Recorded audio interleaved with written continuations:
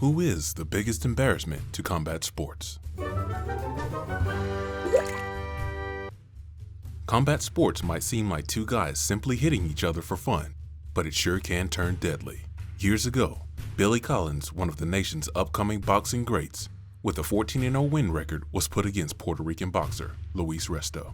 Most were rooting for the champion, considering his win streak. Although Collins lasted for the entirety of the fight, which was 10 rounds, he lost by a unanimous decision.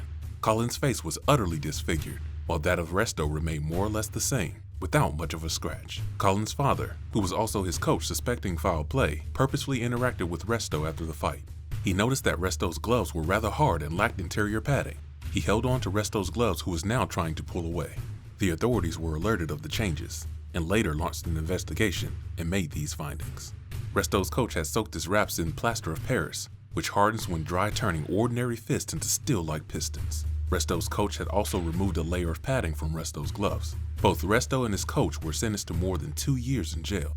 Billy Collins, on the other hand, was left disfigured and partially blind. He stopped boxing after the fight, became depressed, and eventually committed suicide by running his car off the road.